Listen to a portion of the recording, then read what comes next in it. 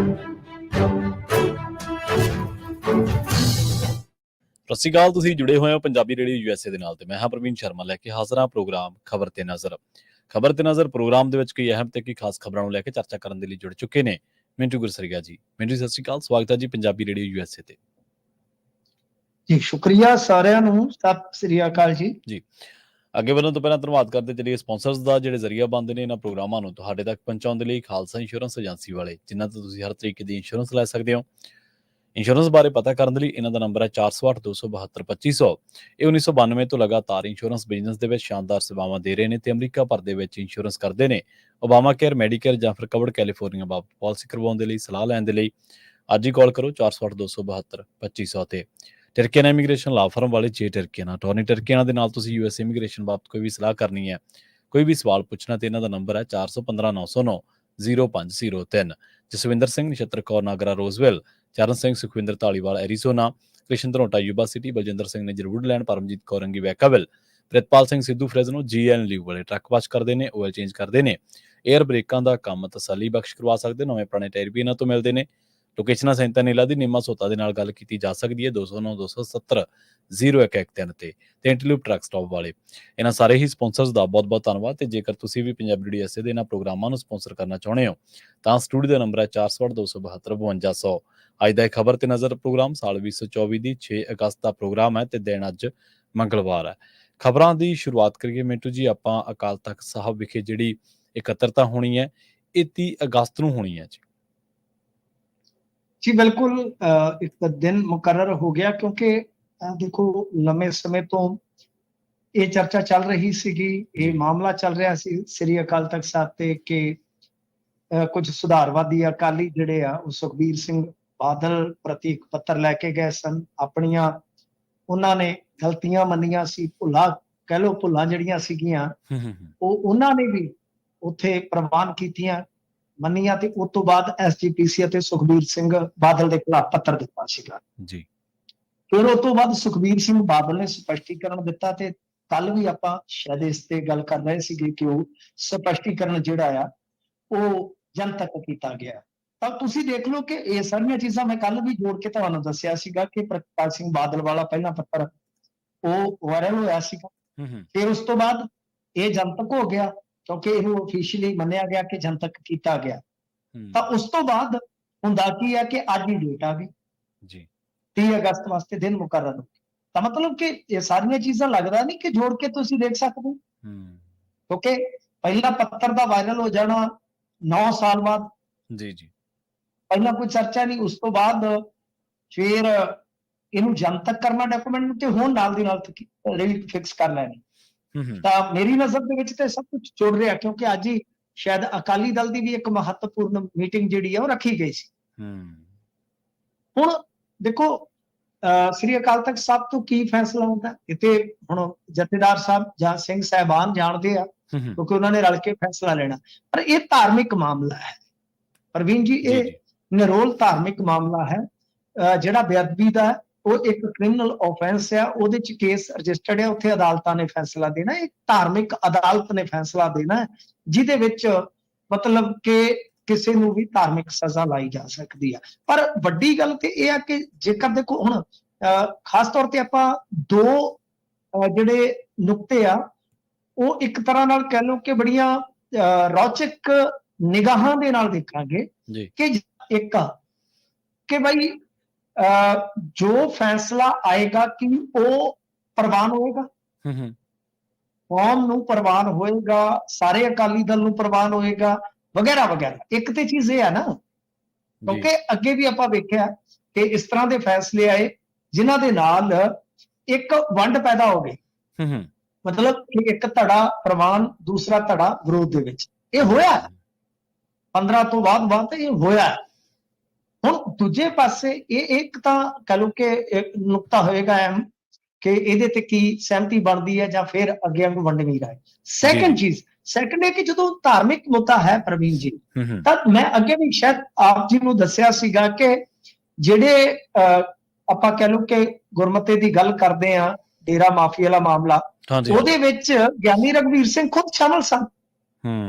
ਤਾਂ ਜਦ ਅਸੀਂ ਨਿਰੋਲ ਧਾਰਮਿਕ ਮੁਆਮਲੇ ਦੀ ਗੱਲ ਕਰ ਰਹੇ ਹਾਂ ਕਿ ਜਿੱਥੇ ਕੋਈ ਟ੍ਰਾਇਲ ਕੋਰਟ ਦਾ ਨਹੀਂ ਹੋ ਰਿਹਾ, ਜੀ ਜੀ ਬਿਲਕੁਲ। ਇੱਕ ਕਹਿ ਲਓ ਕਿ ਇੱਕ ਧਾਰਮਿਕ ਸੰਸਥਾ ਦੇ ਵਿੱਚ ਸੁਣਵਾਈ ਹੋ ਰਹੀ ਆ, ਤਾਂ ਫਿਰ ਜਦੋਂ ਨਿਰੋਲ ਧਾਰਮਿਕ ਮਾਮਲਾ ਹੈ ਤਾਂ ਉਹਦੇ 'ਚ ਜਿਹੜੇ ਬੰਦੇ ਦੇ ਕਹਿਣ ਤੇ ਮੰਨ ਲਓ, ਲੈਟਸ ਸਪੋਜ਼ ਕਿ ਸੁਖਬੀਰ ਸਿੰਘ ਬਾਦਲ ਦੇ ਕਹਿਣ ਤੇ ਸਭ ਕੁਝ ਕੀਤਾ ਗਿਆ, ਮਾਫੀ ਵਾਲਾ ਮਾਮਲਾ ਹੈ ਜਾਂ ਇਸ਼ਤਿਹਾਰ ਦਿੱਤੇ ਗਏ ਨੇ, ਉਹ ਆਪਾਂ ਕੱਲ ਵੀ ਪੜ੍ਹ ਕੇ ਸੁਣਾਇਆ ਸੀ ਪੱਤਰ, ਕਿ ਮੰਨ ਲਓ ਇਹ ਸਿੱਧ ਹੋ ਜਾਂਦਾ ਹੈ ਤੇ ਅਕਾਲ ਤਖਤ ਤੁਹਾਨੂੰ ਪਤਾ ਹੀ ਆ, ਉੱਥੇ ਵੀ ਇੱਕ ਪ੍ਰੋਸੀਜਰ ਆ ਕਿ ਸਿੰਘ ਸਾਹਿਬਾਨ ਜਿਹੜੇ ਹੁੰਦੇ ਆ ਫਸੀਲ ਤੇ ਖਲੋ ਕੇ ਅਗਲੇ ਨੂੰ ਪੁੱਛਦੇ ਆ ਕਿ ਤੂੰ ਮੰਨਣਾ ਕਿ ਤੂੰ ਇਹ ਪਰਹਿਤ ਕੀਤੀ ਆ ਜਾਂ ਗੁਨਾਹ ਕੀਤਾ, ਫਿਰ ਅਗਲਾ ਹੇਠੋਂ ਝੋਲੀ ਅੱਡ ਕੇ ਮੰਨਦਾ।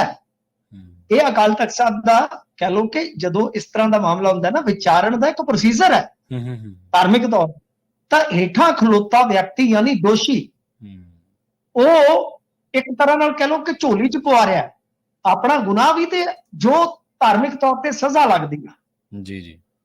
ਹੁਣ ਜੇ ਮੰਨ ਲਓ ਸੁਖਬੀਰ ਸਿੰਘ ਬਾਦਲ, ਕਿਉਂਕਿ ਉਹ ਤੇ ਪਹਿਲਾਂ ਹੀ ਮੰਨ ਗਏ ਨੇ ਨਾ, ਕੱਲ ਜਿਹੜਾ ਤੁਹਾਨੂੰ ਪੱਤਰ ਸੁਣਾਇਆ ਸੀਗਾ ਉਹ ਤੇ ਮੰਨ ਗਏ ਕਿ ਬਈ ਸਾਰੀਆਂ ਗਲਤੀਆਂ ਚੇਤ ਅਚੇਤ ਜੋ ਵੀ ਹੋਈਆਂ, ਸ਼ਬਦ ਵੈਸੇ ਡੂੰਘਾ ਹੁੰਦਾ ਚੇਤ ਤੇ ਅਚੇਤ, ਕਿ ਉਹ ਗਲਤੀਆਂ ਸਾਰੀਆਂ ਮੈਂ ਆਪਣੀ ਝੋਲੀ ਪਵਾਉਣਾ। ਜੀ ਜੀ।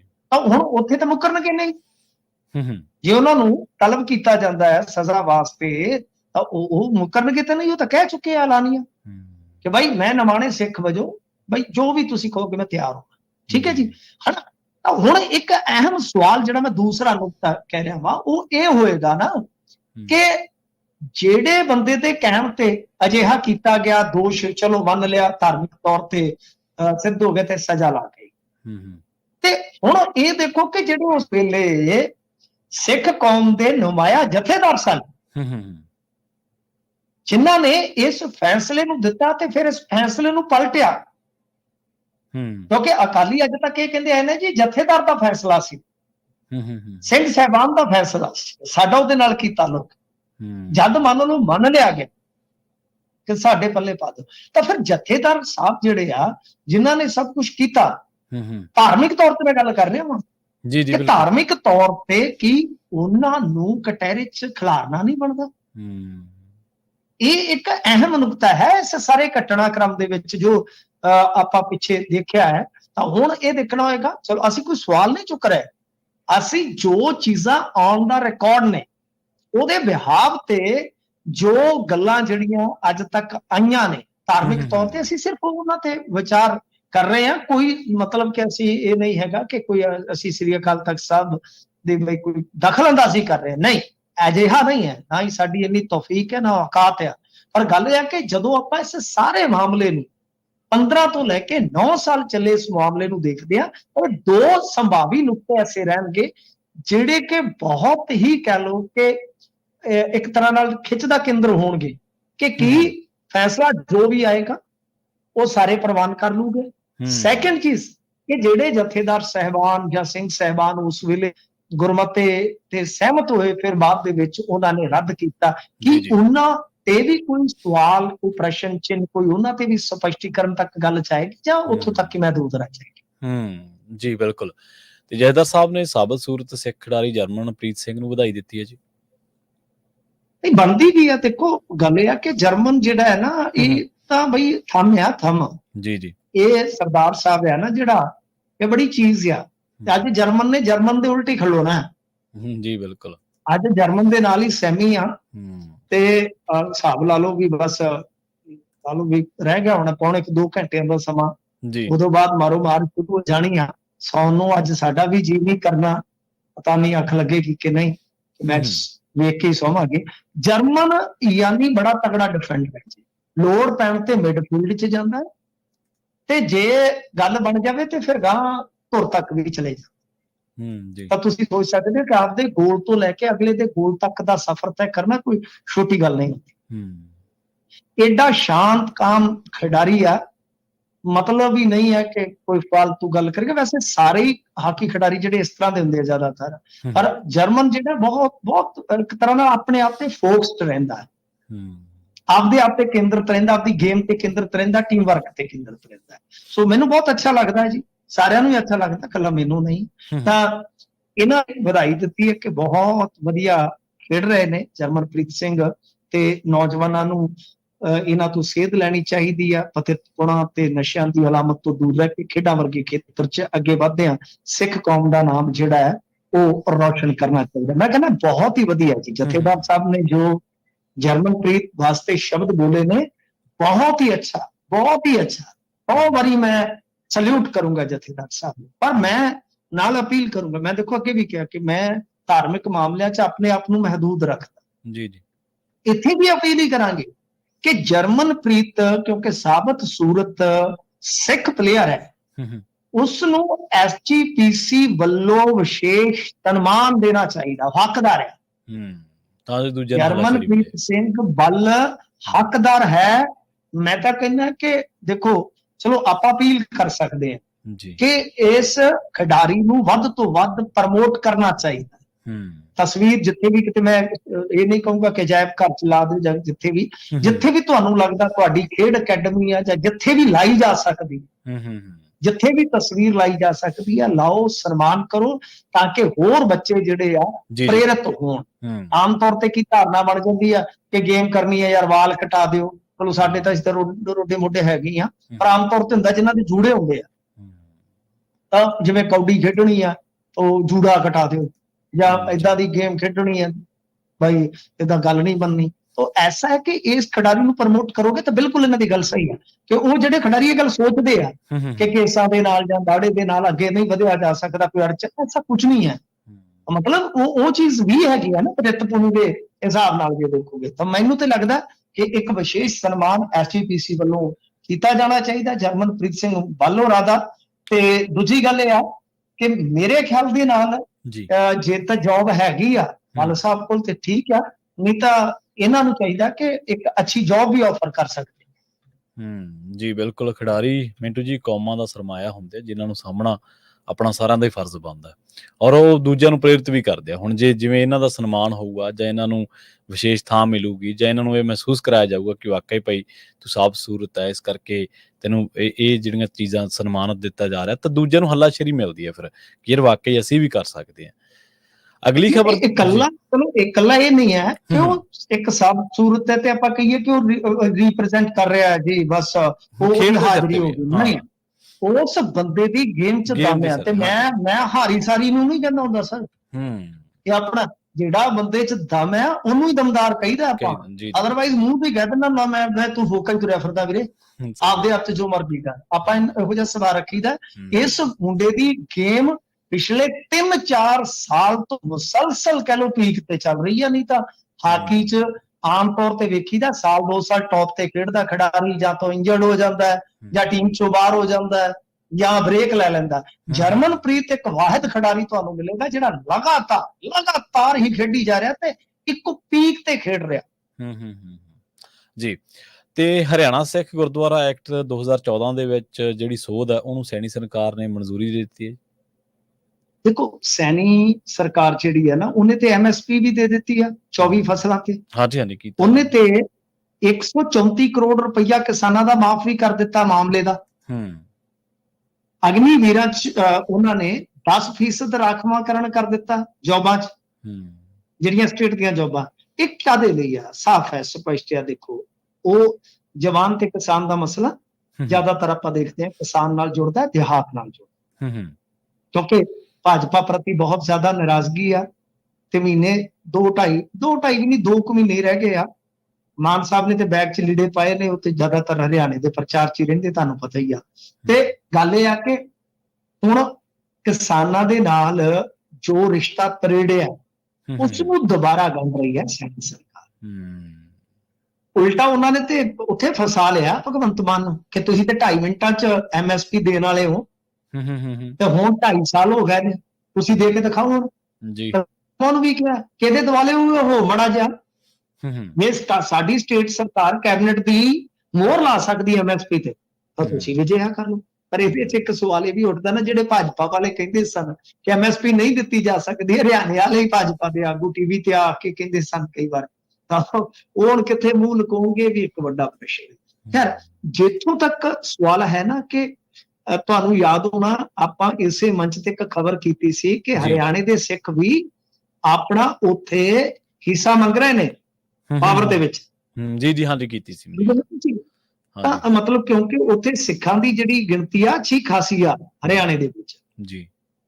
ਸੋ ਇਸ ਵਾਸਤੇ ਇਹ ਹੁਣ ਚਾਹੁੰਦੇ ਨੇ ਕਿ ਜਿਹੜੀ ਮਤਲਬ ਕਿ ਹਰਿਆਣਾ ਸਿੱਖ ਗੁਰਦੁਆਰਾ ਐਕਟ 2014 ਵਾਲੀ ਜਿਹੜੀ ਆ ਉਹਦੇ ਚ ਸੋਧ ਕਰਕੇ ਇਹਨਾਂ ਨੇ ਆਰਡੀਨੈਂਸ ਜਾਰੀ ਕਰ ਦਿੱਤਾ। ਆਰਡੀਨੈਂਸ ਜਾਰੀ ਕਰ ਦੇਣਗੇ ਉਹਦਾ ਮਤਲਬ ਹੈ ਕਿ ਕਿਉਂਕਿ ਜੇ ਕੁਝ ਸਰਕਾਰ ਕੱਲ ਨੂੰ ਬਦਲਵੀਂ ਵੀ ਆਈ ਤਾਂ ਸਿੱਖਾਂ ਦਾ ਮਸਲਾ ਤਾਂ ਹੈ ਨਹੀਂਗਾ, ਉਹ ਬਿੱਲ ਲਿਆ ਕੇ ਪਾਸ ਕਰ ਦੂਗੇ। ਇਹ ਆ ਕਿ ਸਿੱਖਾਂ ਨੂੰ ਵੀ ਖੁਸ਼ ਕੀਤਾ ਜਾਵੇ ਤੇ ਇਹਦੇ ਚ ਇਹ ਵੀ ਆ ਕਿ ਕੁਝ ਸਿੱਖ ਜੇ ਅਸਹਿਮਤ ਵੀ ਹੋਣਗੇ ਤਾਂ ਕੁਝ ਸਹਿਮਤ ਹੋ ਜਾਣਗੇ ਕਿ ਹਾਂ ਯਾਰ ਇਹਨਾਂ ਨੇ ਘੱਟੋ ਘੱਟ ਸਾਨੂੰ ਇਹ ਆਰਡੀਨੈਂਸ ਜਾਰੀ ਕਰਕੇ ਬਾਈ ਮਾਨਤਾ ਦਿੱਤਾ। ਸਮਝਦੇ ਹੋ ਨਾ ਕਿ ਰਾਜਨੀਤੀ ਦੇ ਵਿੱਚ ਇਹੀ ਚੀਜ਼ ਹੁੰਦੀ ਹੈ ਕਿ ਕਈ ਵਾਰ ਦੁਵਿਧਾ ਖੜੀ ਕਰਦੇ। ਤਾਂ ਇਹੀ ਹੈ ਕਿ ਸੈਣੀ ਸਰਕਾਰ ਜਿਹੜੀ ਹੈ ਉਹ ਇਸ ਵੇਲੇ ਧੜਾ ਧੜ ਬਈ ਕਰ ਰਿਹਾ ਕੰਮ। ਤੇ ਦੂਜੀ ਗੱਲ ਇਹ ਆ ਕਿ ਇਹਨਾਂ ਦੇ ਕੁਝ ਬੰਦੇ ਆ ਉਹ ਬਜ਼ੁਰਗੀ ਦੀ ਉਮਰ ਦੇ ਵਿੱਚ ਹਿੱਲੇ ਵੀ ਫਿਰਦੇ ਆ। ਜਾਂਗੜ ਹੈਗਾ ਇਹਨਾਂ ਦਾ ਰਾਮਚੰਦਰ ਜਾਂਗੜਾ, ਉਹ ਰਾਜ ਸਭਾ 'ਚ ਹੀ ਆਖੀ ਜਾਂਦਾ ਇਹ ਕਹਿੰਦਾ ਉਹ ਨਰਸਾਂ ਵਿਚਾਰੀਆਂ ਕਰ ਰਹੀਆਂ ਨੇ ਉੱਥੇ ਵਿਚਾਰੀਆਂ ਨੇ, ਵੈਸੇ ਪ੍ਰੋਫੈਸ਼ਨਲ ਨੇ। ਮੈਂ ਤਾਂ ਵੈਸੇ ਇੱਕ ਕਹਿ ਲਓ ਕਿ ਹਮਦਰਦੀ ਰੱਖਦਾ ਹਾਂ, ਇਸ ਪ੍ਰੋਫੈਸ਼ਨ ਨੂੰ ਸਲੂਟ ਕਰਦਾ ਹਾਂ ਜੀ। ਤੇ ਜਦੋਂ ਅਸੀਂ ਬੇਹੋਸ਼ ਵੀ ਹੋਈਏ ਸਾਡੀ ਸਫਾਈ ਤੱਕ ਵੀ ਇਹ ਕਰਦੀਆਂ ਨੇ। ਤਾਂ ਕਹਿਣ ਦਾ ਮਤਲਬ ਇਹ ਆ ਕਿ ਉਹ ਐਡਾ ਬੁੱਢਾ ਜਿਹੜਾ ਉਹ ਕਮਬਖਤ ਆ, ਹਰਾਇਆ ਲੋਕਾਂ ਨੇ। ਵੈਸੇ ਕਿਸਾਨਾਂ ਬਾਰੇ ਵੀ ਮੰਦਾ ਚੰਗਾ ਬੋਲਿਆ, ਹਿੰਦੂ ਦੇਵੀ ਦੇਵਤਿਆਂ ਬਾਰੇ ਵੀ ਬੋਲਿਆ।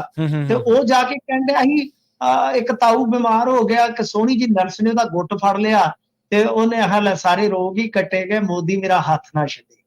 ਐਡਾ ਬੇਸ਼ਰਮ ਆਦਮੀ ਹੈ। ਤਾਂ ਮਤਲਬ ਕਿ ਇਹੋ ਜਿਹੀਆਂ ਗੱਲਾਂ ਵੀ ਵਾਹਿਆਤ ਕਰਦੇ ਆ, ਪਰ ਫਿਰ ਵੀ ਨਾਇਬ ਸੈਣੀ ਜਿਹੜਾ ਹੈ ਉਹ ਯਤਨ ਕਰ ਰਿਹਾ ਕਿ ਜਦੋਂ ਅਸੀਂ ਇਲੈਕਸ਼ਨ 'ਚ ਜਾਈਏ ਤਾਂ ਕੁਝ ਨਾ ਕੁਝ ਸਾਨੂੰ ਰਸਤਾ ਜਿਹੜਾ ਥੋੜਾ ਸਾਫ਼ ਮਿਲੇ, ਨਹੀਂ ਤਾਂ ਖੱਡੇ ਉਖਲੀਆਂ ਐਤਕੀ ਬਹੁਤ ਆਉਣਗੀਆਂ। ਜੀ ਬਿਲਕੁਲ। ਤੇ ਵਿਧਾਇਕਾਂ ਦੇ ਲਈ ਕੋਈ ਲਗਜ਼ਰੀ ਜਿਮ ਖੁੱਲਣ ਜਾ ਰਹੀ ਹੈ ਜੀ, ਸਰਕਾਰ ਖੋਲ ਰਹੀ ਹੈ ਜਾਂ ਕੋਈ ਹੋਰ ਖੋਲ ਰਿਹਾ? ਹਾਂਜੀ ਦੇਖੋ, ਇਹ ਇਹਨਾਂ ਦਾ ਜਿਹੜਾ MLA ਹੋਸਟਲ ਆ ਉਹਦੇ ਵਿੱਚ ਇੱਕ ਜਿਮ ਬਣਾਈ ਜਾ ਰਹੀ ਆ। ਸ਼ਾਨਦਾਰ ਜਿਮ ਹੋਏਗੀ, ਉਹਦੇ ਵਿੱਚ AC ਯਾਨੀ ਠੰਡੀ ਹਵਾ ਦਾ ਪ੍ਰਬੰਧ ਤੇ ਜਿਹੜੀ ਮਸ਼ੀਨਰੀ ਹੋਏਗੀ ਬੜੀ ਉੱਚ ਕੋਟੀ ਦੀ ਹੋਏਗੀ। ਪਤਾ ਨਹੀਂ ਕਿੱਥੋਂ ਲਿਆਉਣਗੇ, ਹੁਣ ਹੋ ਸਕਦਾ ਬਾਹਰੋਂ ਵੀ ਮੰਗਵਾ ਲੈਣ, ਜਿਨ੍ਹਾਂ ਦੇ ਚੋਚਲੇ ਇਸੇ ਤਰ੍ਹਾਂ ਦੇ ਹੁੰਦੇ ਆ। ਤੇ ਇਸ ਤੋਂ ਇਲਾਵਾ ਕਹਿੰਦੇ ਆ ਕਿ ਭਾਫ ਵਾਲਾ ਜਿਹੜਾ ਇਸ਼ਨਾਨ ਆ ਉਹ ਵੀ ਉੱਥੇ ਲੈ ਸਕਣਗੇ MLA। ਤੇ ਇਸ ਤੋਂ ਇਲਾਵਾ ਜੇ ਕਿਸੇ ਨੇ ਸੌਣਾ ਆ, ਆਰਾਮ ਕਰਨਾ, ਆਰਾਮ ਫਰਮਾਉਣਾ ਆ, ਕਿਉਂਕਿ ਥੱਕੇ ਜੂ ਬੜੇ ਹੁੰਦੇ ਨੇ ਵਿਚਾਰੇ, ਟਿੱਬਿਆਂ 'ਚ ਹਲ ਵਾਹ ਕੇ ਪਿੰਜਣੀਆਂ ਤੇ ਇਹਨਾਂ ਦੀਆਂ ਲੈਦਰ ਦੀ ਬਾਲ ਵਰਗੀਆਂ ਹੋਈਆਂ ਹੁੰਦੀਆਂ। ਸੋ ਇਸ ਵਾਸਤੇ ਜੇ ਕਿਤੇ ਆਰਾਮ ਵੀ ਕਰਨਾ ਹੈ ਤੇ ਉੱਥੇ ਮਤਲਬ ਕਿ ਆਰਾਮ ਦੀ ਵੀ ਸੁਵਿਧਾ ਹੋਏਗੀ। ਹੋ ਸਕਦਾ ਕੋਈ ਸਪਾ ਸਪੂ ਵੀ ਖੋਲ ਦੇਣ, ਮਾਲਿਸ਼ ਦਾ ਪ੍ਰਬੰਧ ਵੀ ਕਰ ਦੇਣ। ਗੱਲ ਇਹ ਹੈ ਕਿ 1 ਕਰੋੜ ਦਾ ਇਹ ਕੁਝ MLAs ਨੇ ਕਿਹਾ ਸੀਗਾ ਸੰਧਵਾ ਸਾਹਿਬ ਨੂੰ ਕਿ ਸੰਧਵਾ ਸਾਹਿਬ ਇੰਨਾ ਕਿਤੇ ਕੰਮ ਕਰੋ। ਉਹਨਾਂ ਨੇ ਮਨਜ਼ੂਰੀ ਦੇ ਦਿੱਤੀ ਆ। ਉਹਨਾਂ ਨੇ ਜਦੋਂ ਮਨਜ਼ੂਰੀ ਦੇ ਦਿੱਤੀ ਆ ਤੇ ਕੰਮ ਸ਼ੁਰੂ ਹੋ ਗਿਆ।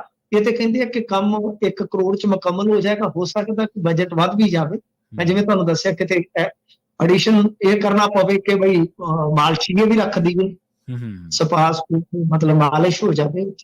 ਤਾਂ 100-200 ਹੋ ਸਕਦਾ ਫੀਸ ਰੱਖ ਦਿੱਤੀ ਜਾਵੇ, ਜਿਵੇਂ MLA ਫਲੈਟ ਜਾਂ ਹੋਸਟਲ ਦੇ ਜਿਹੜੇ ਕਮਰੇ ਹੁੰਦੇ, ਤੁਹਾਨੂੰ ਪਤਾ ਫਲੈਟ ਤਾਂ ਇਨਫੈਕਟ ਫ੍ਰੀ ਹੁੰਦੇ ਆ।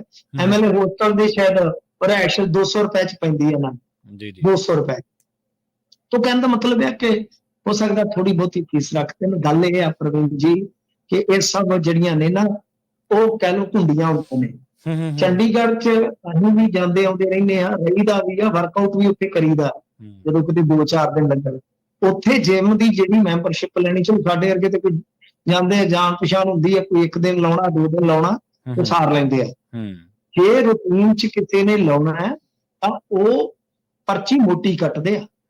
ਯਾਨੀ ਉੱਥੇ ਘੱਟੋ ਘੱਟ ਕੋਈ 2-3 ਹਜ਼ਾਰ ਮੰਥ ਦੀ ਫੀਸ ਹੈ, ਸਾਲ ਦੀ ਬਣਾ ਲਓ। ਇਹ ਮਿਨੀਮਮ ਤਗੜੀਆਂ ਜਿਮਾਂ ਦੀ ਤਾਂ ਬਹੁਤ ਜ਼ਿਆਦਾ ਹੁੰਦੀ ਹੈ, ਇਹ ਤੋਂ ਵੀ ਜ਼ਿਆਦਾ ਹੋਏਗੀ। ਮਤਲਬ ਕਿ ਮੈਂ ਐਵਰੇਜ ਦੀ ਗੱਲ ਕਰਦਾ, ਜਿੰਨੀਆਂ ਕੋ ਆਪਾਂ ਦੇਖਿਆ। ਤਾਂ ਤੁਸੀਂ ਹਿਸਾਬ ਲਾ ਲਓ ਸਾਲ ਦਾ ਕੋਈ 30-40 ਹਜ਼ਾਰ ਖਰਚਾ ਬਣ ਗਿਆ ਨਾ। ਕੋਈ ਜਾਣ ਆਉਣਾ, ਜਿਮ 'ਚ ਇੱਧਰ ਉੱਧਰ ਜਾਣਾ, ਸਮਝਦੇ ਹੋ? ਕੋਈ ਤੇਲ ਪਾਣੀ ਦਾ ਪਾ ਕੇ ਟੋਟਲ ਕੋਈ 40-50 ਹਜ਼ਾਰ ਖਰਚਾ ਬਚੂਗਾ।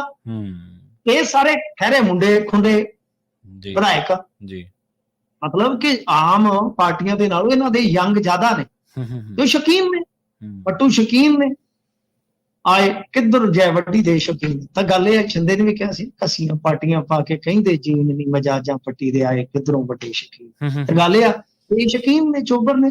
ਸੋ ਇਸ ਵਾਸਤੇ ਇਹਨਾਂ ਨੂੰ ਸਹੂਲੀਅਤ ਦਿੱਤੀ ਗਈ ਕਿ ਭਾਈ ਐਵੇਂ ਬਚਤ ਕਰੋ, ਕਿਉਂਕਿ ਬਹੁਤ ਗਰੀਬੀ ਆ, ਮਹਿੰਗਾਈ ਬੜੀ ਆ, ਠੀਕ ਹੈ ਨਾ ਯਾਰ, ਤੇਰੇ ਨੂੰ ਨੰਗ ਪੁਣੇ ਦਾ ਬੁਖਾਰ। ਵੀ ਗੱਲ ਇਹ ਆ ਕਿ ਇਸ ਮਹਿੰਗਾਈ ਦੇ ਯੁੱਗ ਦੇ ਵਿੱਚ ਜਿੰਨੀ ਬਚਤ ਹੋ ਸਕਦੀ ਹੈ ਕਰੋ। ਇਹ ਤੇ ਬੜੀ ਬਚਤਾਂ ਗਾਲੀਆਂ ਕਰ ਰਹੇ ਨੇ। ਬਰਸਟ ਸਾਹਿਬ ਹੈਗੇ ਚੰਦ ਸਿੰਘ ਬਰਸਟ, ਹਾਂਜੀ, ਉਹਨਾਂ ਦੀ ਖਬਰ ਪੜ੍ਹ ਕੇ ਤੇ ਇਦਾਂ ਲੱਗਿਆ ਕਿ ਜਿਵੇਂ ਉਹਨਾਂ ਨੇ ਬ੍ਰਸ਼ਟ ਹੀ ਮਾਰ ਦਿੱਤਾ ਸਾਡੇ ਤੇ। ਤਾਂ ਗੱਲ ਇਹ ਆ ਕਿ ਉਹਨਾਂ ਨੇ ਜਾ ਕੇ ਮੰਗ ਪੱਤਰ ਦੇ ਦਿੱਤਾ, ਕਹਿੰਦੇ ਜੀ ਬਿਹਤਰ ਤਾਲਮੇਲ ਵਾਸਤੇ ਜਿਹੜੇ ਜ਼ਿਲ੍ਹਾ ਹੈਡਕੁਆਟਰ ਆ ਉੱਥੇ ਪਾਰਟੀ ਲਈ, ਯਾਨੀ ਪਾਰਟੀ ਦੇ ਜ਼ਿਲ੍ਹਾ ਪ੍ਰਧਾਨਾਂ ਵਾਸਤੇ 1000 ਵਰਗ ਫੁੱਟ ਦੇ ਸਾਨੂੰ ਦਫ਼ਤਰ ਦਿਓ, ਜਾਇਦਾਦ ਦਿਓ ਸਾਨੂੰ। ਓ ਅੱਛਾ, ਹਾਂਜੀ। ਤਾਂ ਬਹੁਤ ਕੁਝ। ਮੈਂ ਕਿਹਾ ਪੈਟਰੋਲ ਪੰਪਾਂ ਤੇ ਵੀ ਇੱਕ ਖੋਖਾ ਲਾ ਲਿਓ ਇਹਨਾਂ ਦਾ, ਜਦੋਂ ਵੀ ਕੋਈ ਤੇਲ ਪਵਾ ਕੇ ਨਿਕਲੇ ਕੋਈ ਸਕੂਟੀ ਤੇ ਮੋਟਰਸਾਈਕਲ ਤੇ, ਉਹਨੂੰ ਝਾੜੂ ਦਾ ਮਾਡਲ ਪੇਸ਼ ਕਰ ਦਿਓ ਕਿ ਇਹ ਪੈਟਰੋਲ ਪੰਪ ਜੀ ਸਾਡੇ ਰਾਜ ਦੇ ਵਿੱਚ ਚੱਲ ਰਹੇ, ਭੁੱਲ ਨਾ ਜਾਣਾ। ਸੋ ਗੱਲ ਇਹ ਆ ਕਿ ਇਹੋ ਜਿਹੀਆਂ ਮੰਗਾਂ ਨੇ। ਹੋ ਸਕਦਾ ਜ਼ਿਲ੍ਹਾ ਹੈਡਕੁਆਟਰਾਂ ਤੇ ਤੁਹਾਨੂੰ ਇਹਨਾਂ ਦਾ ਵੀ ਇੱਕ, ਜਿਵੇਂ DC ਹੁੰਦੇ ਆ ਨਾ, ਆਪਾਂ ਦੇਖਦੇ ਆ ਸੈਕਟਰੀਏਟ, ਮਿਨੀ ਸੈਕਟਰੀਏਟ ਜਿੱਦਾਂ ਹੁੰਦੇ ਆ ਜ਼ਿਲ੍ਹਾ ਹੈਡਕੁਆਟਰ, ਹੋ ਸਕਦਾ ਕਿਤੇ ਕੋਨੇ ਤੇ ਇਹਨਾਂ ਦਾ ਵੀ ਦਫ਼ਤਰ ਤੁਹਾਨੂੰ ਵੇਖਣ ਨੂੰ ਮਿਲ ਜਾਵੇ। ਹੋ ਸਕਦਾ ਮਾਨ ਸਾਹਿਬ ਮੰਗ ਪੂਰੀ ਕਰ। ਜੀ ਜੀ, ਮੈਨੂੰ ਤਾਂ ਲੱਗਦਾ ਮਿੰਟੂ ਜੀ ਇੱਕ ਐਸੀ ਕਲਾਸ ਦਾ ਵੀ ਪ੍ਰਬੰਧ ਹੋਣਾ ਚਾਹੀਦਾ ਜਿਹੜੀ ਐ ਦੱਸਦੀ ਹੋਵੇ ਵੀ ਭਾਈ ਆਹ ਕਾਨੂੰਨ ਆ ਤੇ ਇੱਥੇ ਤੁਸੀਂ ਇਹਦੀ ਪਾਲਣਾ ਐ ਕਰਨੀ ਹੈ, ਤੇ ਇੱਥੇ ਤੁਸੀਂ ਜ਼ੁਬਾਨ ਖੋਲਣੀ ਹੈ ਤੇ ਇੱਥੇ ਤੁਸੀਂ ਬੰਦ ਰੱਖਣੀ ਹੈ। ਇਹਨਾਂ ਦੇ ਵਿਧਾਇਕ ਸੱਤਾਧਾਰੀਆਂ ਦੀ ਗੱਲ ਕਰ ਲਈਏ, ਚਲੋ ਪਿਛਲੇ ਨੂੰ ਤਾਂ ਲੋਕਾਂ ਨੇ ਹਰਾ ਹਰੂ ਕੇ ਭੇਜ ਹੀ ਦਿੱਤਾ ਘਰਾਂ ਨੂੰ, ਉਹਨਾਂ ਦੀ ਤਾਂ ਗੱਲ ਹੀ ਕੀ ਕਰਨੀ ਹੈ। ਇਹਨਾਂ ਦੇ ਇੱਕ ਹੁਣ ਮੰਤਰੀ ਸਾਹਿਬ ਆਏ ਨੇ ਬਾਹਰੋਂ ਘੁੰਮ ਫਿਰ ਕੇ, ਉਹ ਕਹਿੰਦੇ ਮੈਨੂੰ ਤਾਂ ਜੀ ਪਤਾ ਹੀ ਨਹੀਂ ਸੀ ਵੀ ਮਨਜ਼ੂਰੀ ਵੀ ਲੈਣੀ ਪੈਂਦੀ ਹੈ। ਵਿਧਾਨ ਸਭਾ ਦੇ ਸੈਸ਼ਨ ਦੇ ਵਿੱਚ ਆਪਾਂ ਦੇਖਿਆ ਹਰਮੀਤ ਸਿੰਘ ਪਠਾਨ ਮਾਜਰਾ ਹੋਰੀ, ਉਹ ਪੱਤਰਕਾਰ ਨੂੰ ਕਹਿੰਦੇ ਸੀ ਤੂੰ ਬਾਹਰ ਚੱਲ, ਤੈਨੂੰ ਮੈਂ ਦੇਖਦਾ, ਮਵਾਲਿੰਗ ਵਾਲੀ ਭਾਸ਼ਾ। ਇੱਕ ਪੱਤਰਕਾਰ ਜਿਹੜਾ ਸਮਾਲਸਰ ਦਾ ਮੁੰਡਾ ਨੌਜਵਾਨ, ਉਹਨੂੰ ਬਾਘਾ ਪੁਰਾਣਾ ਦੇ ਵਿਧਾਇਕ ਨੇ ਘਰੇ ਸੱਦ ਕੇ ਕੁੱਟਤਾ। ਸੋ ਕਿੰਨੇ ਪੰਗੇ ਪੈ ਰਹੇ, ਜਿੱਥੇ ਬੋਲਣ ਵਾਲੀ ਗੱਲ ਹੁੰਦੀ ਹੈ ਉੱਥੇ ਬੋਲਣਾ ਨਹੀਂ ਤੇ ਧੌਂਸ ਦਿਖਾਉਣ ਨੂੰ ਵਾਧੂ। ਜੀ ਜੀ, ਨਹੀਂ ਚਲੋ 2.5 ਦਿਨ ਦਾ ਜੋਬਨ ਆ ਕੇ ਰਹਿੰਦਾ ਲੀਲੇ ਤੇ, ਪਤਾ ਨਹੀਂ ਕਦੋਂ ਆ ਕੇ ਤੁਰਕੀ ਜਿਉਣ ਵਾਲਿਆਂ ਦੇ ਵੇਲੇ। ਹਾਂਜੀ ਬਿਲਕੁਲ, ਸਾਡੇ ਗੱਲ ਇਹ ਆ ਕਿ ਜਦੋਂ ਅਸੀਂ ਸਾਂ 20-25 ਦੇ ਗੇੜ ਚ, ਤੇ ਅਸੀਂ ਸਮਝਦੇ ਸੀ ਕਿ ਅਸੀਂ ਦੁਨੀਆ ਤੇ ਅਸੀਂ ਆਏ ਆ, ਠੀਕ ਹੈ। ਜਦੋਂ ਤੁਰ ਗਈ ਨਾ, ਹੁਣ ਆਖੀਦਾ ਯਾਰ ਕਮਾਲ ਹੋ ਗਈ ਯਾਰ, ਸਭ ਕੁਝ ਬੀਤ ਗਿਆ। ਇਹਨਾਂ ਨੂੰ ਜਿੱਦਣ ਇਹਨਾਂ ਦੇ ਨਾਂ ਦੇ ਨਾਲ ਸਾਬਕਾ ਲੱਗ ਗਿਆ ਨਾ, ਤੇ ਇਹਨਾਂ ਨੇ ਬਾਹਰ ਨਿਕਲਣ ਲੱਗਿਆ ਵੀ ਵੇਖਿਆ ਕਰਨਾ ਕਿ ਯਾਰ ਵੇਖੀ ਮੈਂ ਫਲਾਣੀ ਤੇ ਮੋਟਰ ਤੇ ਨਹਾਉਣ ਜਾਣਾ, ਕੋਈ ਰਾਹ ਦੇ ਵਿੱਚ ਖਲੋਤਾ ਤੇ ਨਹੀਂ, ਕਿਉਂਕਿ ਉਦੋਂ ਨੂੰ ਗਨਮੈਨ ਵੀ ਵਾਪਸ ਹੋ ਜਾਣਾ। ਸੋ ਇਸ ਵਾਸਤੇ ਇਹ ਗੁੰਡਾਗਰਦੀਆਂ, ਮੈਂ ਇਹਨਾਂ ਨੂੰ ਚੰਗੀ ਤਰ੍ਹਾਂ, ਜਿਨ੍ਹਾਂ ਦੇ ਤੁਸੀਂ ਨਾਂ ਲੈ ਰਹੇ ਹੋ ਨੇ, ਇਹਨਾਂ ਦੇ ਵਿੱਚੋਂ ਇੱਕ ਦੋ ਨੂੰ ਮੈਂ ਨਿੱਜੀ ਤੌਰ ਤੇ ਜਾਣਦਾ, ਠੀਕ ਹੈ ਨਾ ਜੀ। ਕਿੰਨੇ ਕੁ ਪਾਣੀ ਚ ਆਪਾਂ ਨੂੰ ਸਭ ਨੂੰ ਪਤਾ। ਹੁਣ ਜਦੋਂ ਪਾਵਰ ਆ ਗਈ ਤੁਹਾਡੇ ਕੋਲ, ਤਾਂ ਉਹਦੀ ਯਾਰ ਯੂਜ਼ਿੰਗ ਹੋਣੀ ਚਾਹੀਦੀ ਹੈ, ਮਿਸਯੂਜ਼ਿੰਗ ਨਹੀਂ ਹੋਣੀ ਚਾਹੀਦੀ। ਇਹ ਭਾਸ਼ਾ ਚਲੋ ਬੋਲਣਾ ਨਾ ਬੋਲਣਾ ਆਪਾਂ ਤੈਅ ਨਹੀਂ ਕਰਨਾ ਪ੍ਰਵੀਨ ਜੀ, ਕਿਸੇ ਨੇ ਬੋਲਣਾ ਠੀਕ ਹੈ ਬੋਲ ਲਓ, ਨਹੀਂ ਬੋਲਣਾ ਭਾਈ ਚੁੱਪ ਵੱਟੀ ਰੱਖੋ, ਦੁਨੀਆ ਦੇਖਦੀ ਆ। ਪਰ ਜਦੋਂ ਤੁਸੀਂ ਏਦਾਂ ਹੰਕਾਰ ਬੋਲਦੇ ਹੋ ਨਾ, ਉਹ ਕਹਿੰਦੇ ਨੇ ਉੱਚਾ ਨਾ ਬੋਲੀਏ ਡਰੀਏ ਕਰਤਾਰੋਂ, ਹਨ। ਸੋ ਗੱਲ ਇਹ ਆ ਕਿ ਉਹਦੇ ਤੋਂ ਡਰਨਾ ਚਾਹੀਦਾ ਕਿ ਇੱਕ ਨਾ ਇੱਕ ਦਿਨ ਇਹ ਜਿਹੜਾ ਪਾਣੀ ਹੁੰਦਾ ਇਹ ਉਤਰ ਜਾਂਦਾ। ਪਰ ਜਿਹੜੇ ਤੁਸੀਂ ਬੋਲੇ ਹੁੰਦੇ ਆ ਨਾ, ਉਹ ਬੋਲ ਜਿਹੜੇ ਕਿਸੇ ਦੇ ਦਿਲ ਤੇ ਖੁੱਭੇ ਹੁੰਦੇ ਆ, ਉਹ ਨਹੀਂ ਵਿੱਚੋਂ ਨਿਕਲਦੇ। ਨਹੀਂ, ਬੋਲਣ ਦੀ ਗੱਲ ਆਪਾਂ ਤਾਂ ਕਰਦੇ ਹਾਂ ਕਿਉਂਕਿ ਲੋਕਾਂ ਨੂੰ ਸਿਖਾਉਂਦੇ ਹੁੰਦੇ ਸੀ ਸਵਾਲ ਕਰੋ, ਲੋਕਾਂ ਨੂੰ ਕਹਿੰਦੇ ਸੀ ਵੀਡੀਓ ਬਣਾਇਆ ਕਰੋ ਜੇ ਤੁਹਾਡੇ ਤੋਂ ਰਿਸ਼ਵਤ ਮੰਗਦੇ। ਸਵਾਲ ਇਹਨਾਂ ਦੇ ਖੇਤ ਦੀ ਮਿੱਟੀ ਦੇ ਸਵਾਲ ਹੈ, ਤੇ ਸਵਾਲ ਇਹਨਾਂ ਦਾ ਤਾਂ ਜਿਹੜਾ ਹੈਡ ਆ ਉਹ 10 ਮਿੰਟ ਨਹੀਂ ਕੱਢ ਸਕਦਾ। ਪ੍ਰਵੀਨ ਜੀ, ਅਸੀਂ ਇਹਨਾਂ ਨੂੰ 10-12 ਸਾਲਾਂ ਤੋਂ ਜਾਣਦੇ ਆ। ਇਹ ਗੱਲ ਮੈਂ ਆਫ ਦੀ ਰਿਕਾਰਡ ਮਤਲਬ ਕਿ ਬਥੇਰੇ ਬੰਦਿਆਂ ਨੂੰ ਵੀ ਕਹੀ ਹੋਈ ਸੀ ਕਿ ਪਹਿਲਾਂ, ਤੇ ਤੁਸੀਂ ਅੱਜ ਵੀ ਦੇਖ ਲਓ 10 ਮਿੰਟ ਵਾਜਬ ਸਵਾਲਾਂ ਤੇ 10 ਮਿੰਟ ਨਹੀਂ ਅੜਿਆ ਜਾਣਾ। ਜਾਂ ਤਾਂ ਗੱਲ ਪੈਣ ਤੱਕ ਆ ਜਾਣਗੇ ਜਾਂ ਤੁਹਾਨੂੰ ਸਰਟੀਫਿਕੇਟ ਦੇ ਦੇਣਗੇ ਹੈਡ ਸਾਹਿਬ ਇਹਨਾਂ ਦੇ। ਇਹ ਪੱਕੀ ਗੱਲ ਹੈ, ਮੇਰੇ ਤੋਂ ਲਿਖਾ ਲਓ, ਕਿਤੇ ਬਿਠਾ ਲਿਓ। 10 ਮਿੰਟਾਂ ਦੇ ਵਿੱਚ ਜਾਂ ਤਾਂ ਤੁਹਾਨੂੰ ਉਹ ਕਹਿ ਦੇਣਗੇ ਤੁਸੀਂ ਵਿਰੋਧੀਆਂ ਦੀ ਭਾਸ਼ਾ ਬੋਲਦੇ ਹੋ। ਮੈਂ ਡਾਇਲੋਗ ਵੀ ਦੱਸ ਦਿੰਦਾ ਤੁਹਾਨੂੰ, ਸਾਰੇ ਸਵਾਲਾਂ ਦਾ ਠੇਕਾ ਲੈ, ਡਾਇਲੋਗ ਵੀ ਦੱਸ ਦਿੰਦਾ ਤੁਹਾਨੂੰ ਵੀ ਜਾਂ ਤਾਂ ਤੁਸੀਂ ਵਿਰੋਧੀਆਂ ਦੀ ਬੋਲੀ ਬੋਲਦੇ ਹੋ, ਠੀਕ ਹੈ, ਜਾਂ ਹੋ ਸਕਦਾ ਕੱਲ ਨਹੀਂ ਫੜ ਲੈ ਬਲੱਡ ਵਧੇ। ਬਿਲਕੁਲ ਨਹੀਂ ਹੋਇਆ ਹੀ ਸੀਗਾ, ਇੱਕ ਮੁੰਡਾ ਗਗਨ ਸੀਗਾ ਪੱਤਰਕਾਰ, ਉਹਨੇ ਸਵਾਲ 2-3 ਇਕੱਠੇ ਕਰ ਲਏ। ਉਹ ਕਹਿੰਦੇ ਮਾਨ ਸਾਹਿਬ ਕਹਿੰਦੇ ਉਹ ਤਾਂ ਸੱਤਾ ਦੇ ਵਿੱਚ ਵੀ ਨਹੀਂ ਆਏ ਸੀ, MP ਹੁੰਦੇ ਸੀ, ਕਹਿੰਦੇ ਤੂੰ ਸਾਰੇ ਸਵਾਲਾਂ ਦਾ ਠੇਕਾ ਲਿਆ। ਪੰਗਾ ਪੈ ਗਿਆ ਸੀ ਪੱਤਰਕਾਰ ਨਹੀਂ ਦੇ ਉਹ ਨਾਲ। ਗਗਨ ਨੂੰ ਇਹ ਮੈਨੂੰ ਪੈ ਗਏ ਸੀ ਆ ਬਠਿੰਡੇ ਵਾਲੇ ਤਕੋਨੀ ਤੇ ਸਿਮਰਨਜੋਤ ਮੱਕੜ ਵੀ ਕੋਲ ਸੀ ਉਦੋਂ। ਇਹਨਾਂ ਨੇ ਡੇਲੀ ਪੋਸਟ ਵਾਲਿਆਂ ਨੇ ਉਦੋਂ ਖਬਰ ਵੀ ਚਲਾਈ ਸੀ ਮੇਰੀ, ਕਿਉਂਕਿ ਥੋੜਾ ਰੜਕਦੇ ਸਨ। ਉਹ ਗੱਲ ਇਹ ਆ ਕਿ ਇਹ ਤਾਂ ਮੈਨੂੰ ਮਤਲਬ ਕਿ ਸਵਾਲ ਕੀ ਸੀਗਾ, ਸਵਾਲ ਇਹ ਸੀ ਕਿ ਆ ਕੇ ਕਹਿੰਦੇ ਜੀ ਅਸੀਂ ਆ ਮੁਹਿੰਮ ਦੀ ਸ਼ੁਰੂਆਤ ਕਰਾਂਗੇ। ਮੈਂ ਕਿਹਾ ਜੀ ਪਿਛਲੇ ਦਿਨ ਤੁਸੀਂ ਆਖਿਆ ਸੀ ਪ੍ਰਾਈਵੇਟ ਸਕੂਲਾਂ ਦੀ ਲੁੱਟ ਦੇ ਖਿਲਾਫ ਅਸੀਂ ਇੱਕ ਗਰਾਊਂਡ ਤੋਂ ਮੁਹਿੰਮ ਛੇੜਨ ਜਾ ਰਹੇ ਹਾਂ, ਉਹ ਕਿੱਥੇ ਆ ਪਹਿਲਾਂ? ਹਾਂ, ਉਹਦਾ ਕੀ ਬਣਿਆ? ਉਹਦਾ ਕੀ ਬਣਿਆ? ਤੇ ਮੈਨੂੰ ਕਹਿੰਦੇ ਜੀ ਤੁਸੀਂ ਵਿਰੋਧੀਆਂ ਦੀ ਬੋਲੀ ਬੋਲਦੇ। ਮੇਰੇ ਤੇ ਗੱਲ ਨੂੰ, ਮੈਂ ਮਾਨ ਸਾਹਿਬ ਉਹ ਤੁਸੀਂ ਜਾਣੋ, ਤੁਹਾਡਾ ਕੰਮ ਜਾਣੇ, ਜੋ ਕਹਿਣਾ ਤੁਸੀਂ ਕਹੋ। ਮੇਰਾ ਸਵਾਲ ਉੱਥੇ ਹੀ ਖਲੋਤਾ। ਬਾਅਦ ਅਸੀਂ ਹੁਣ ਕੋਈ ਕਿਸੇ ਦੇ ਹੱਥੀ ਥੋੜੀ ਨਾ ਪੈ ਸਕਦੇ। ਉਹ ਕਹਿਣ ਦਾ ਮਤਲਬ ਇਹ ਹੈ ਕਿ ਇਹ ਨਹੀਂ ਨਿਕਾਲ ਕੱਢ ਸਕਦੇ। ਮਾਨ ਸਾਹਿਬ ਕਹਿ ਰਹੇ ਨੇ ਮੋਟਰਾਂ ਤੇ ਰੁੱਖ ਲਾਉਣ ਬਾਰੇ ਹੁਣ ਕਾਨੂੰਨ ਵੀ ਬਣਾ ਦੇਣਗੇ। ਨਹੀਂ ਚਲੋ ਇਹ ਤੇ ਚੰਗੀ ਗੱਲ ਹੈ। ਦੇਖੋ ਇਹ ਠੀਕ ਆ, ਰੁੱਖ ਹੁਣ ਜਦੋਂ ਲੋਕ ਰੁੱਖ ਲਾ ਰਹੇ ਆ ਤਾਂ ਗੱਲ ਇਹ ਆ ਕਿ ਜਿੰਨੇ ਵੱਧ ਲਾ ਦੇਣਗੇ ਫਾਇਦਾ ਹੀ ਆ। ਜੀ ਜੀ, ਇਹ ਅੱਗੇ ਵੀ ਅਪੀਲ ਕੀਤੀ ਆ। ਸਮਝ ਦੇਖੋ ਜਿਹੜੀ ਚੰਗੀ ਗੱਲ ਹੈ ਬਾਈ, ਚੰਗੀ ਗੱਲ ਹੈ। ਤਾਂ ਰੁੱਖ ਦੀ ਤਾਂ ਲੋੜ ਇਕੱਲੇ ਮਾਨ ਸਾਹਿਬ ਨੂੰ ਨਹੀਂ ਹੈ। ਮਾਨ ਸਾਹਿਬ ਤੇ ਬੜੀ ਹਰਿਆਲੀ ਵਾਲੀ ਜਗ੍ਹਾ ਤੇ ਰਹਿੰਦੇ ਨੇ। ਮਾਨ ਸਾਹਿਬ ਦਾ ਘਰ ਤੁਸੀਂ ਵੀ ਵੇਖਿਆ ਹੀ ਹੈ ਨਾ, CM ਹਾਊਸ। ਹਾਂਜੀ ਹਾਂਜੀ ਬਿਲਕੁਲ। ਤੁਸੀਂ ਬਾਰ-ਬਾਰ ਹੀ ਰਹਿ ਗਏ ਹੀ, ਅਸੀਂ ਅੰਦਰ ਜਾ ਕੇ ਰਗੜੇ ਗਏ ਹੀ, ਯਾਦ ਹੋਣਾ ਤਾਂ। ਹਾਂਜੀ ਹਾਂਜੀ ਬਿਲਕੁਲ। ਗੱਲ ਇਹ ਆ ਕਿ ਬਈ ਇਹ ਤੇ ਹਰਿਆਲੀ ਚ ਰਹਿੰਦੇ ਆ, ਤੇ ਜੇ ਉਹ ਰੁੱਖ ਲੱਗ ਰਹੇ ਨੇ ਆਪਣੇ ਜਾਂ ਲਾਣਗੇ ਲੋਕ, ਉਹ ਤੇ ਫਾਇਦਾ ਲੋਕਾਂ ਨੂੰ ਹੀ ਹੈ ਜ਼ਰੂਰ। ਗੱਲ ਇਹ ਆ ਕਿ ਇਹਨਾਂ ਨੇ ਅੱਗੇ ਵੀ ਆਖਿਆ, ਅੱਜ ਆਏ ਸਨ ਵਾਤਾਵਰਨ ਦਿਹਾੜੇ ਤੇ, ਮੇਰੇ ਖਿਆਲ ਦੇ ਨਾਲ ਜੰਗਲਾਤ ਤੇ ਵਾਤਾਵਰਨ ਦਿਹਾੜੇ ਤੇ ਇਹਨਾਂ ਨੇ ਭਾਸ਼ਣ ਤੇ ਚਲੋ ਰੁੱਖਾਂ ਰਾਖਾਂ ਤੇ 2-4 ਮਿੰਟ ਹੀ ਦਿੱਤਾ, ਬਾਕੀ ਤੇ ਬਗਾਨੇ ਪੁੱਤਾਂ ਤੇ ਦਿੱਤਾ। ਸੁਖਬੀਰ ਨੇ ਇਹ ਕੀਤਾ, ਮੋਦੀ ਨੇ ਆਹ ਕੀਤਾ, ਤੇ ਫਿਰ ਉਸ ਤੋਂ ਬਾਅਦ ਕਹਿ ਦਿੱਤਾ ਕਿ ਬਈ ਕੇਜਰੀਵਾਲ ਦੇ ਨਾਲ ਇਹ ਹੋ ਗਿਆ, ਉਹ ਹੋ ਗਿਆ, ਉਹ ਜਿਵੇਂ ਡਾਇਲੌਗ ਆ, ਉਹਦੀ ਸੋਚ ਥੋੜੀ ਕੈਦ ਹੋਏਗੀ ਵਗੈਰਾ ਵਗੈਰਾ। ਤੋ ਕਹਿੰਦਾ ਮਤਲਬ ਕਿ ਪਰ ਆਹ ਗੱਲ ਇਹਨਾਂ ਨੇ ਚੰਗੀ ਕੀਤੀ ਹੈ। ਕਹਿੰਦੇ ਦੇਖੋ ਹੁਣ ਤਾਂ ਮੈਂ ਅਪੀਲ ਕਰਦਾ ਜੀ, ਹਨਾ, ਤੁਸੀਂ ਮੇਰਾ ਕਹਿਣਾ ਮੰਨੋ, ਸਹਿਯੋਗ ਕਰੋ ਯਾਰ, ਵੀ ਆਪਾਂ ਆਕਸੀਜਨ ਤੇ ਸਾਰਿਆਂ ਦੀ ਸਾਂਝੀ ਹੈ ਨਾ। ਅੱਛੀਆਂ ਗੱਲਾਂ ਕੀਤੀਆਂ ਨੇ, ਦੇਖੋ ਅੱਛੀ ਗੱਲ ਹੈ। ਤੇ ਨਾਲ ਕਿਹਾ ਕਿ ਫਿਰ ਕੱਲ ਨੂੰ ਆਪਾਂ ਕਾਨੂੰਨ ਬਣਾ ਦਈਏ, ਫਾਇਦਾ ਕੀ ਹੈ ਜੀ, ਕਿ 4 ਰੁੱਖ ਤੁਸੀਂ ਆਪਣੇ ਆਪ ਹੀ ਲਾਓ। ਵਧੀਆ ਗੱਲ, ਵਧੀਆ ਪਤਾ ਕਿਉਂ ਹੈ ਪ੍ਰਭੂ ਜੀ, ਮੈਂ ਵੀ ਇੱਥੇ ਪਿੰਡ 'ਚ ਹੀ ਰਹਿਣਾ, ਤੁਸੀਂ ਵੀ ਇੱਥੋਂ ਗਏ ਹੋ, ਕਿ ਮੋਟਰ ਜਿਹੜੀ ਹੁੰਦੀ ਹੈ ਨਾ ਉਹ ਰਸਤੇ ਤੋਂ ਹਟ ਗਈ ਹੁੰਦੀ ਹੈ, ਪਾਣੀ ਦੀ ਕੋਈ ਕਿੱਲਤ ਨਹੀਂ ਹੁੰਦੀ। ਉੱਥੇ 4-5 ਰੁੱਖ ਬੜੀ ਆਸਾਨੀ ਦੇ ਨਾਲ ਹੋ ਸਕਦੇ ਆ। ਦੂਜੀ ਗੱਲ ਹੈ ਕਿ ਮਾਲ ਡੰਗਰ ਤੋਂ ਬਚਾ ਰਹਿੰਦਾ, ਤੇ ਕੋਈ ਨਾ ਕੋਈ ਉਧਰ ਨੂੰ ਜੀ ਤੁਰਿਆ ਜਾਂਦਾ ਤੇ ਚਲੋ ਪਾਣੀ ਪੈ ਜਾਂਦਾ। ਤਾਂ 4-5 ਰੁੱਖ ਜੇ 14 ਲੱਖ ਦੇ ਹਿਸਾਬ ਨਾਲ ਆਪਾਂ ਮਲਟੀਪਲਾਈ ਕਰ ਲਈਏ, ਵੈਸੇ ਰੁੱਖ ਪਹਿਲਾਂ ਵੀ ਹੈਗੇ ਨੇ, 5 ਦੇ ਹਿਸਾਬ ਨਾਲ ਹੋਰ ਕਰ ਲਈਏ, ਤੁਸੀਂ ਹਿਸਾਬ ਲਾ ਲਓ, 14 ਲੱਖ ਨੂੰ 5 ਨਾਲ ਮਲਟੀਪਲਾਈ ਕਰ ਲਓ, 70 ਲੱਖ ਹੋ ਗਏ। ਤਾਂ ਟੁੱਟਵਾਂ ਜੰਗਲ ਕਿੰਨਾ ਬਣ ਜਾਂਦਾ। ਸੋ ਗੱਲ ਇਹ ਆ ਕਿ ਇਹ ਤਾਂ ਕਾਨੂੰਨ ਬਣਾਉਣ ਦੀ ਲੋੜ ਨਹੀਂ ਪੈਣੀ ਚਾਹੀਦੀ, ਸਾਨੂੰ ਆਪ ਨੂੰ ਕਰ ਲੈਣਾ ਚਾਹੀਦਾ। ਇਹ ਸਾਡਾ ਹੀ ਭਲਾ।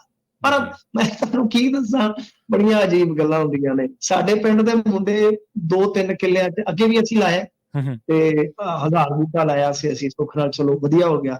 ਉਸ ਤੋਂ ਬਾਅਦ 2-3 ਕਿੱਲੇ ਜਗ੍ਹਾ ਸੀਗੀ, ਤੇ ਕਹਿੰਦੇ ਵੀ ਆਪਾਂ 2-3000 ਬੂਟਾ ਹੋਰ ਲਾਉਣੇ ਆ।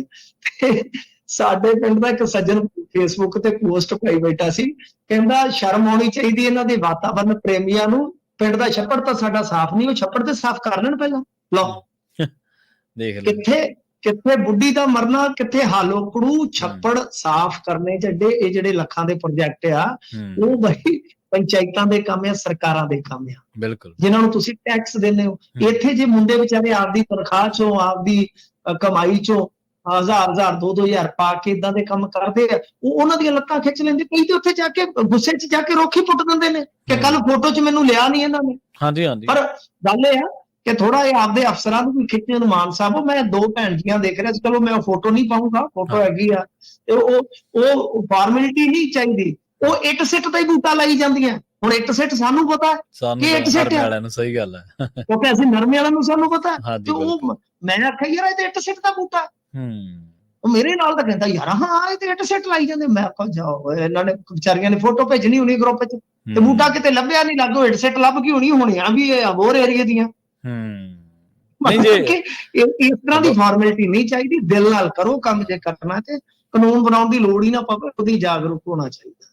ਨਹੀਂ, ਜੇ ਹੋਰ ਏਰੀਏ ਦੇ ਜਾਂ ਕੋਈ ਹੋਰ ਕਿਸਾਨੀ ਪਰਿਵਾਰ 'ਚ ਹੁੰਦਾ, ਫਿਰ ਉਹਨੂੰ ਤਾਂ ਪਤਾ ਹੁੰਦਾ ਵੀ ਇੱਟ ਸੱਟ ਕਿੰਨੀ ਖਤਰਨਾਕ ਹੈ, ਕੱਢਣੀ ਕਿੰਨੀ ਔਖੀ ਹੈ ਖੇਤ 'ਚ। ਨਹੀਂ, ਖੇਤ 'ਚ ਨਹੀਂ ਨਾ, ਉਹਨਾਂ ਨੇ ਉਹ ਕਿਤੇ ਮਤਲਬ ਕਿ ਕੋਈ ਹੈਗਾ ਸੀ ਨਾ, ਕੋਈ ਲਾ ਲਓ ਸਕੂਲ ਜਾਂ ਆਂਗਣਵਾੜੀ, ਕੁਛ ਐਸਾ, ਫੋਟੋ ਭੇਜਣੀ ਹੋਣੀ ਆ, तो वो मेरा दोस्त एक पुलिस अफसर ਉਹਨੇ ਇੱਕ ਵਾਰੀ ਲਿਖਿਆ ਕਹਿੰਦਾ ਕਿ ਉਹ ਐਸਐਸਪੀ ਨੂੰ ਸੱਦ ਲਿਆ ਥਾਣੇਦਾਰ ਨੇ ਹਾਂਜੀ ਕਿ ਆਓ ਜੀ ਤੁਹਾਡੇ ਘਰ ਕਮਲਾਂ ਨਾਲ ਬੂਟੇ ਲਾਉਣੇ ਆ ਵਾਤਾਵਰਣ ਦਿਹਾੜੇ ਤੇ। ਉਹ ਆ ਗਿਆ ਐਸਐਸਪੀ। ਉਹ ਜਦੋਂ ਉੱਥੇ ਟੋਆ ਨੱਪ ਕੇ ਲਾਉਣ ਲੱਗਾ ਉਹ ਕਹਿੰਦਾ ਰੁਕ ਰੁਕ ਰੁਕ ਤੇ ਕਹਿੰਦਾ ਜਿਹੜੇ ਪਿਛਲੇ ਸਾਲ ਮੇਥੋਂ ਲਵਾਏ ਸੀ ਤੂੰ ਉਹ ਕਿੱਥੇ ਆ? ਉਹ ਕਹਿੰਦਾ ਨਹੀਂ ਨਹੀਂ ਨਹੀਂ ਉਹ ਗਰਮੀ ਬੜੀ ਪਈ ਜੀ, ਡਿਊਟੀਆਂ ਅੱਗ ਲੱਗਣੀਆਂ ਬੜੀਆਂ ਸਖਤ ਲੱਗਦੀਆਂ ਨੇ ਤੇ ਬਈ ਉਹ ਸੜ ਗਏ। ਉਹਨੇ ਆਖਿਆ ਰਹਿਣ ਦੇ, ਜਿਹੜਾ ਤੇਰੇ ਤੋਂ ਪਹਿਲਾਂ ਸੀਗਾ ਨਾ ਉਹਨੇ ਵੀ ਲਵਾਏ ਸੀ ਮੇਥੋਂ। ਉਹ ਪਹੁੰਚ ਕੇ ਮੁੜਕਾ ਉੱਥੋਂ ਨਿਕਲ ਹੀ ਗਿਆ ਜੀ। ਗਿੱਪੀ ਗਰੇਵਾਲ ਨੂੰ ਸੰਮਨ ਭੇਜਿਆ ਗਿਆ ਜੀ ਕਿਸ ਮਾਮਲੇ ਦੇ ਵਿੱਚ ਮਿੰਟੂ ਜੀ? ਇਹ ਜੀ ਜਿਹੜਾ ਹੈਗਾ ਨਾ ਗਿੱਪੀ ਗਰੇਵਾਲ, ਤੁਹਾਨੂੰ ਯਾਦ ਹੋਣਾ ਇਹਨੇ ਇੱਕ ਮਾਮਲਾ ਦਰਜ ਕਰਵਾਇਆ ਸੀਗਾ ਕਿ ਮੈਨੂੰ ਥ੍ਰੈਟ ਕੀਤਾ ਗਿਆ ਤੇ ਉਸ ਮਾਮਲੇ 'ਚ ਗਵਾਹੀ ਦੇਣ ਨਹੀਂ ਸੀ ਆ ਰਿਹਾ। ਇਹ ਬਈ ਤੁਹਾਨੂੰ ਪਤਾ ਹੀ ਆ ਔਖਾ ਹੁੰਦਾ, ਗੱਲਾਂ ਕਰਨੀਆਂ ਹੀ ਸੌਖੀਆਂ ਨੇ। ਤਾਂ ਗੱਲ ਇਹ ਆ ਕਿ ਇਹ ਆ ਨਹੀਂ ਰਹੇ ਗਵਾਹੀ ਤੇ, ਹੁਣ ਇਹਨਾਂ ਨੂੰ ਜ਼ਮਾਨਤੀ ਸਮਨ ਜਿਹੜਾ ਹੈ ਉਹ ਭੇਜਿਆ ਗਿਆ। ਮਤਲਬ ਕਿ ਅੱਗੇ 5000 ਦਾ ਸਮਨ ਭੇਜਿਆ ਗਿਆ ਸੀਗਾ, ਹੁਣ ਇਹਨਾਂ ਨੂੰ ਜ਼ਮਾਨਤੀ ਸਮਨ ਭੇਜਿਆ ਗਿਆ। ਤਾਂ ਇਹ ਕਿਉਂ ਨਹੀਂ ਆ ਰਹੇ ਪਤਾ ਨਹੀਂ ਕਦ ਤੋਂ, ਇਹ ਤਾਂ ਸਾਫ਼ ਹੀ ਹੈ ਵੈਸੇ। ਇਹ ਤਾਂ ਚਲੋ ਇਹਨਾਂ ਦੀ ਪਤਾ ਨਹੀਂ ਕੋਈ ਮਜਬੂਰੀ ਹੋਏਗੀ। ਤਾਂ ਇਹ ਸਾਹਮਣੇ ਇਹ ਹੈ ਕਿ ਉਦੋਂ ਤੇ ਚਲੋ ਸਿਕਿਉਰਿਟੀ ਮਿਲ ਗਈ, ਸਭ ਕੁਝ ਹੋ ਗਿਆ, ਹੁਣ ਜੇ ਗਵਾਹੀ ਦੇਣਗੇ ਤਾਂ ਤੁਹਾਨੂੰ ਪਤਾ ਹੈ ਨਾ ਪਿਛਲੇ ਦਿਨੀ ਇਹ ਵੀ ਖਬਰ ਆਈ ਸੀ ਕਿ ਗਿੱਪੀ ਦੇ ਘਰ ਅੱਗੇ ਕਥਿਤ ਤੌਰ ਤੇ ਕੋਈ ਫਾਇਰਿੰਗ ਵਗੈਰਾ ਵੀ ਹੋਈ ਆ। ਤਾਂ ਇਹੀ ਤੇ ਕਹਾਣੀ ਹੁੰਦੀ ਹੈ ਨਾ ਫਿਲਮਾਂ 'ਚ, ਜੋ ਮਰਜ਼ੀ ਆ ਕਰੈਕਟਰ ਜਿੱਦਾਂ ਦੇ ਮਰਜ਼ੀ ਉਹ ਰੋਲ ਦੀ ਡਿਮਾਂਡ ਹੁੰਦੀ ਆ, ਡਿਸ਼ੂ ਚੱਕ ਦੂੰਗਾ ਐ ਕਰ ਦੂੰਗਾ। ਅਸਲ ਦੇ ਵਿੱਚ ਆਹੀ ਇੱਕ ਬੜਾ ਪੰਗਾ ਵੱਡਾ ਹੈ ਨਾ ਕਿ ਤੁਸੀਂ ਗੈਂਗਸਟਰ ਤੇ ਕੇਸ ਤੇ ਦਰਜ ਕਰਾ ਦਿਓਗੇ ਪਰ ਉਸ ਤੋਂ ਬਾਅਦ ਉਸ ਕੇਸ ਨੂੰ ਲੜਨਾ ਬੜਾ ਔਖਾ ਹੋ ਜਾਂਦਾ ਤੇ ਇਹ ਝਲਕ ਮਿਲਦੀ ਆ ਥੋੜੀ ਥੋੜੀ। ਜੀ ਬਿਲਕੁਲ। ਮਿੰਟੂ ਜੀ ਇਹਨਾਂ ਖਾਸ ਖਬਰਾਂ ਤੇ ਖਾਸ ਜਾਣਕਾਰੀਆਂ ਦੇ ਲਈ ਤੁਹਾਡਾ ਬਹੁਤ ਬਹੁਤ ਧੰਨਵਾਦ ਜੀ। ਜੀ ਜੀ। ਪ੍ਰੋਗਰਾਮ ਖਬਰ ਤੇ ਨਜ਼ਰ ਦੇ ਪਹਿਲੇ ਹਿੱਸੇ ਦੇ ਵਿੱਚ ਆਪਣੇ ਨਾਲ ਜੁੜੇ ਸਨ ਮਿੰਟੂ ਗੁਰਸਰੀਆ ਜੀ। ਵੇਲਾ ਹੋ ਗਿਆ ਇੱਕ ਬ੍ਰੇਕ ਦੇ ਲਈ ਰੁਕਣ ਦਾ। ਖਬਰਾਂ ਹੋਰ ਵੀ ਨੇ ਜਿਨ੍ਹਾਂ ਨੂੰ ਲੈ ਕੇ ਆਪਾਂ ਚਰਚਾ ਕਰਾਂਗੇ। ਜਲਦ ਵਾਪਸੀ ਇੱਕ ਸ਼ਾਰਟ ਬ੍ਰੇਕ ਤੋਂ ਬਾਅਦ। ਜੁੜੇ ਰਹੋ ਪੰਜਾਬੀ ਰੇਡੀਓ USA ਦੇ ਨਾਲ।